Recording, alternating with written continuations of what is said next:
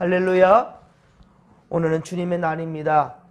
대림절 이제 마지막 네 번째 주간이 시작됩니다. 2주간이 지나면 이제 성탄절이 되는데요. 이번 성탄은 특별히 주일에 있습니다. 주님의 태어나심과 주님의 부활하심이 겹치게 되는 다음 주일에 성탄절과 그리고 부활절. 주일은 주님의 부활하신 날, 주님의 날, 주일이지요.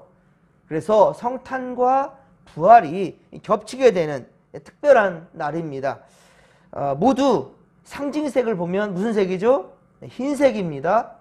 흰색, 부활절 흰색, 성탄절 흰색. 우리 교회력에서 흰색을 상징하는 것은 성탄과 부활 두 번뿐입니다. 자, 그런데 이 기독교절 기적의 이 흰색은 바로 승리와 순결을 의미하는 거예요. 거룩을 의미하는 겁니다. 사랑하는 성도 여러분, 코로나 사태로 참 어려운 때를 우리가 보냈잖아요. 아직도 지금 현재 징역 가운데 있습니다. 경제도 어렵고 물가는 치솟고, 그래서 내년은 또 어떻게 될런지 암울한 그러한 또 마음도 들지만은, 하지만 아닙니다. 하나님은요, 우리에게 성탄과 부활의 그 승리로 희망을 약속해 주시는 것 같아요. 미래와 희망을 주는 진목교회와 또 함께하는 성도 여러분들, 조금만 더 힘을 내시고 주를 바라보기를 간절히 빌고 소망합니다. 주께서 반드시 회복해 주실 것이고, 우리 하나님의 가장 기뻐함을 받는 우리 교회와 성도들의 인생 될 줄로 믿습니다. 사랑하는 성도 여러분, 주께서 우리와 함께 하십니다. 그러하게 주님이 가장 기뻐하시는 예배를 위해 우리 오늘도 여러분 성전에 오르십시다. 오늘 온 성도들 코람되어 하나님 앞에 예배함으로, 그렇습니다, 새 힘과 능력을 덧입게 되기를 주님의 간절히 축원합니다. 하나님은 이사야를 통해 예루살렘 주변 나라에 대한 심판의 메시지를 전하게 하셨고요. 그래서 22장, 그런데 22장에서는 예루살렘에 대한 경고의 말씀을 주셨지요. 자, 그리고 다시 그 전에 계속 바로 이스라엘 주변 국가들에 대한 심판에 쭉 말씀을 하시다가 22장에 왔을 때 예루살렘에 대한 심판, 그리고 이제 23장에 오늘 읽은 23장 1에서 우리 18절까지 전체를 우리 같이 읽었는데요. 이스라엘의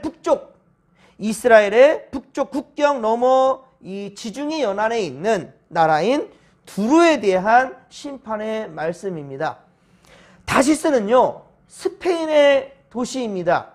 그래서 두로와 무역하였던 아주 중요한 또한 도시였고요.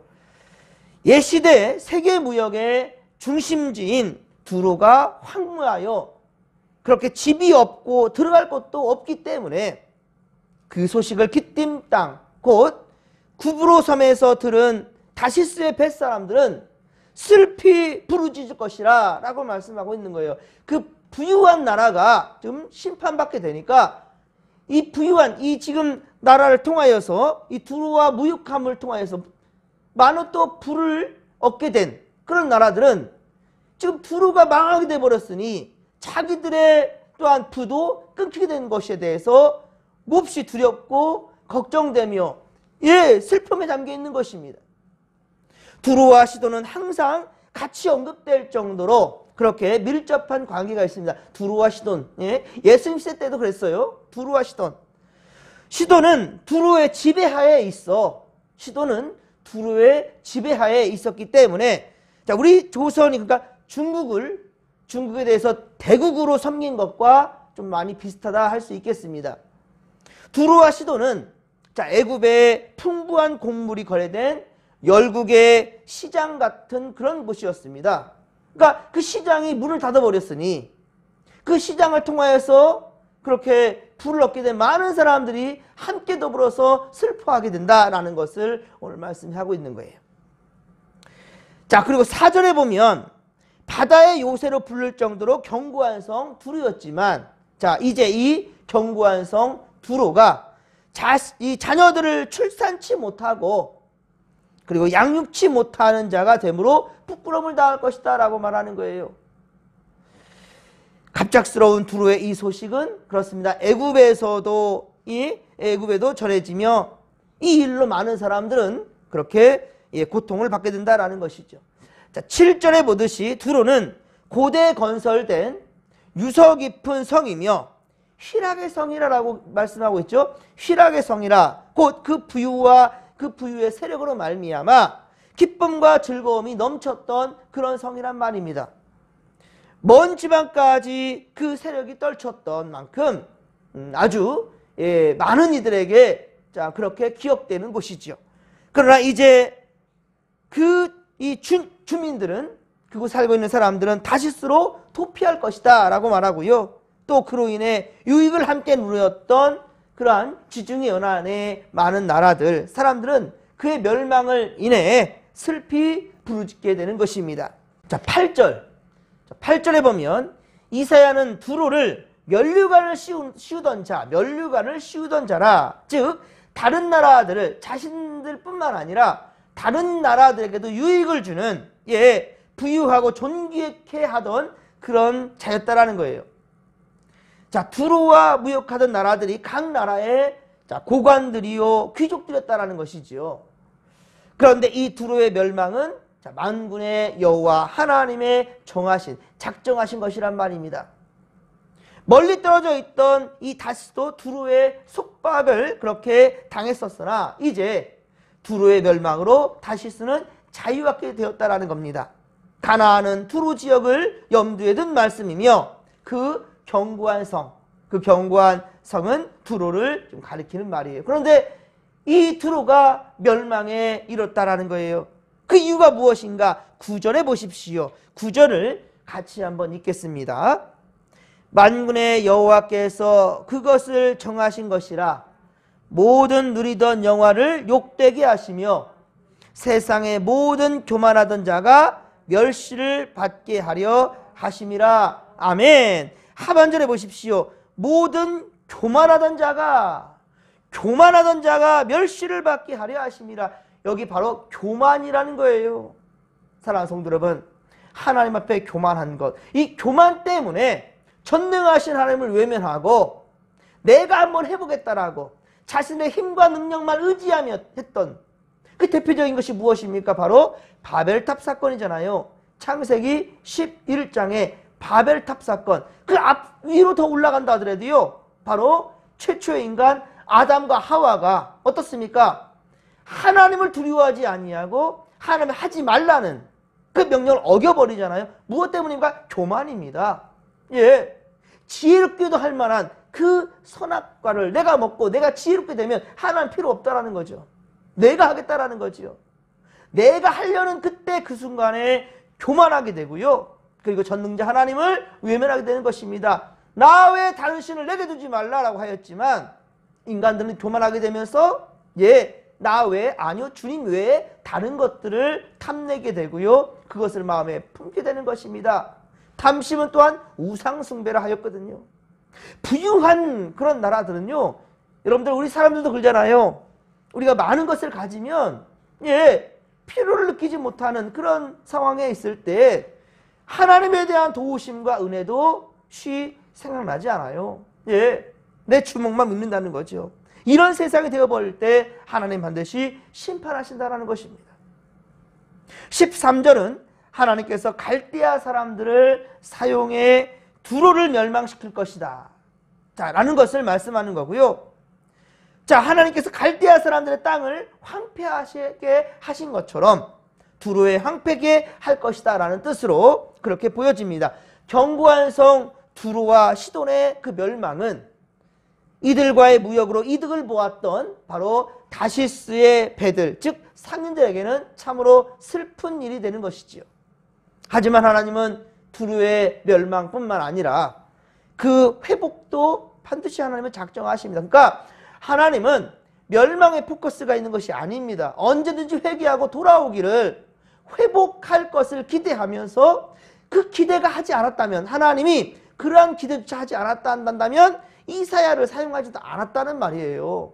그리고 이스라엘 백성들에게만 포커스를 맞췄다 한다면 이렇게 두로나 다시스 이런 나라들, 이스라엘의 주변 국가들, 예, 이에 대해서 언급할 이유도 없었을 것입니다.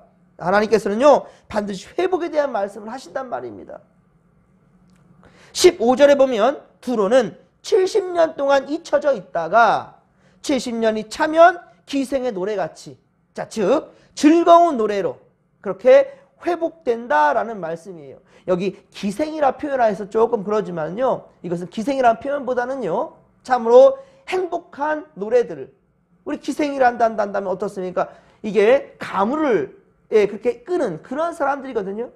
지금 온다면 우리에게 기쁨을 주고 함께 즐거워할 수 있는 그 연예인들 있지 않습니까?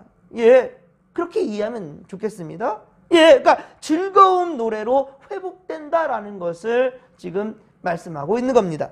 그러나 이제 어떻습니까? 그 물질적 풍요, 그 물질적 풍요는 하나님께 거룩히 드려지고, 그리고 하나님 앞에 거하는 자들의 먹을 양식과 그리고 입을 것을 제공하는데 쓰임받게 된다라는 것입니다.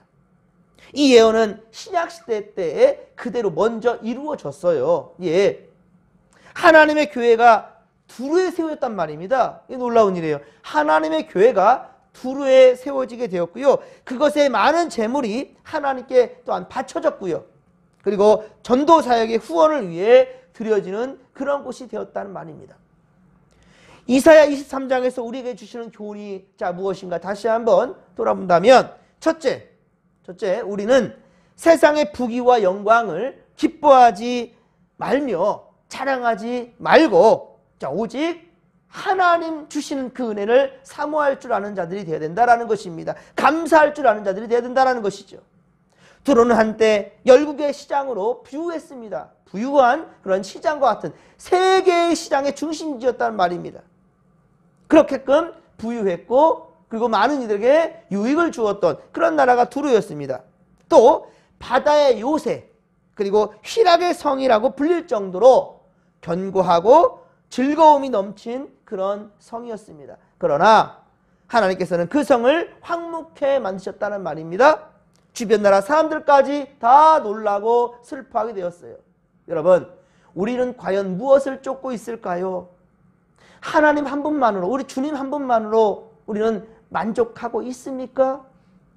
그 만족이 있다 한다면 주신이도 여호와시오 취하신 자도 여호와시니, 모든 상황 가운데 우리가 원망과 불평이 아니라 바로 욥처럼 우리는 찬양할 수 있는 거예요. 감사할 수 있는 겁니다. 그리고 그런 감사가 진짜 하나님을 향한 우리의 신앙 고백이 돼야 될 수 있을 때, 그럴 때 하나님께서는요, 우리 상상조차 할 수 없었던 그러한 은혜를 베풀어 주신다는 사실을, 복 주신다는 사실을 믿으시기 바랍니다. 사랑하는 성도 여러분, 우리는 그래서 세상의 부귀와 영광은 일시적인 것이고요, 헛된 것이라는 것을 우리가 알아야 될 거예요. 그것들을 기뻐하거나 자랑하지 아니하는, 오직 하나님 한 분만으로 기뻐하고 감사할 수 있고 하나님을 자랑하는 우리 인생들 되기를 주님의 이름으로 간절히 축원합니다. 두 번째, 우리는 오직 주권적 섭리자 하나님만 의지해야 된다는 거예요. 오늘 보면 8절 9절에 보시면 두루에 대하여 누가 이 일을 청하였느냐, 누가 정했느냐, 만군의 여호와께서 그것을 정하신 것이라고 말씀하고 있는 거예요. 인생의 생사화복을 주관하시는 분은 하나님이시다라는 것을 말씀하는 거죠. 두루의 멸망을 작정하시고 섭리하신 이는 하나님이시다. 그러나 하나님은 어떻습니까? 두루의 회복도 작정하셨단 말입니다. 개인의 생사화복도, 국가의 흥망성쇠도 다 하나님께 달려있으며 하나님 안에 참 평강이 있고 형통과 생명, 영생이 있음을 여러분 믿으시기 바랍니다. 셋째로 우리는 오직 겸손히 하나님의 계명, 자, 하나님의 계명에 순종해야 합니다. 하나님께서 두로를 멸망시킨 그 까닭이 무엇인가? 바로 두로가 부유한 영광 속에 교만해졌기 때문이다. 교만해졌기 때문이다. 사람이 물질적으로 부유하지만 그렇게 부유해지게 되면 교만해지고 음란과 쾌락주의에 빠지기 쉽다라는 겁니다. 그러므로 우리는 겸손히 하나님만 경외하고 그리고 말씀대로 믿고 순종하는 믿음의 권속들이 다 될 수 있기를 주의 간절히 축원합니다. 오늘 주님의 날입니다. 여러분, 더욱 거룩함으로 주님의 날을 맞이하십시다. 주님 앞에 나오고 싶지만 나오지 못한 자들이 있어요. 여러 가지 또한 주어진 일들 때문에, 건강 때문에 형편과 처지가 그렇게 주님 앞에 나오지 못할 때 있어요. 하지만 여러분, 우리가 그 어떤 것도 걸리지 아니하고 주님 앞에 예배할 수 있는 여러분이란다면, 여러분, 지금 하나님을 예배할 때 절대로 세상과 타협해서는 아니 됩니다. 우리 최승 목자는 그렇게 예배 자리를 사모하였고 지켰던 분이었지만 새벽 제단 한번 빠진 적이 없었잖아요. 하지만 몸이 아프고 힘들어질 때, 기력이 떨어질 때 쉽지 않았습니다. 그리고 그렇게 또 감사한 것은 돌아가시기 전날, 그 전날에도 계속해서 우리 성도들과 함께 또 임종 예배를 계속 드리면서 주님의 나라를 사모하였고, 그리고 그 많은 말들을 하고 싶었지만 그렇게 영적으로, 그리고 우리가 교통하면서 주님께 신앙 고백을 하며 그렇게 주님 품에 잠드셨습니다. 그분의 그 모습을 보면서 우리 더욱더 지금 기회 있을 때 내가 할 수 있는 한 최선을 다해 하나님을 예배하시고, 우리 안에 담고 있는 것들, 주님보다 먼저 하는 그런 것들이 있다 한다면 전부 다 털어낼 수 있기를 바랍니다. 그러지 아니하면 그것은 곧 교만이 될 것이고요, 결국은 하나님 곁으로 향하는 발걸음을 그렇게 멈추게 해버리고 말 것이며, 두로처럼 우리는 멸망의 때를 맞이할지도 모른다는 거예요. 정신 바짝 차리고 최선을 다해 믿음의 길로 나아갈 수 있는 우리 성도들 모두가 되기를 간절히 빌고 소망합니다. 이 믿음 가지고 우리가 앞으로 남은 2주간에 우리 한 해 이제 2주밖에 남지 않았습니다. 그리고 대림절 이 1주간 남았습니다. 남겨진 시간 후회 없이 참으로 행복한 날들로 보낼 수 있기를 주님이 우리와 함께 하시니 할렐루야. 자, 이 믿음 가지고 주의 삼창 부르며 기도하며 나갑니다. 주여, 주여, 주여. 살아계신 하나님 아버지, 고맙고 감사를 드립니다. 은혜 충만, 성령 충만, 말씀 충만으로 함께하여 주소서. 우리가 항상 포함되어 하나님 앞에 예배하는 인생들 되기를 원하나이다. 우리가 하나님 아버지 세상 것에 핑계대지 않도록 도와주시고, 우리 삶의 우선순위가 주님께로 향한다 한다면 절대로 물질적인 것 욕심을 탐내고 또 아버지여 쾌락주의에 빠져서 주님을 잃어버린 일은 없을 것입니다. 하나님 아버지, 더욱더 최선을 다하여서 믿음을 지킬 때 우리는 교만해지지 않을 것이고요, 우리가 내 힘으로 할 수 있다는 것이 아니라 주님이 함께 할 때 주님 안에서 우리가 모든 것을 할 수 있다는 그런 신앙의 고백이 나올 줄로 믿습니다. 하나님이여 함께 하소서. 지금 우리 이때 마지막 때 최선을 다하여 하나님 기뻐하는 예배자가 되게 하시고, 말씀에 집중하고 주께서 뜻하신 대로 우리 온전히 순종하며 믿음의 걸음을 걷게 하여 주시옵소서. 함께 하소서.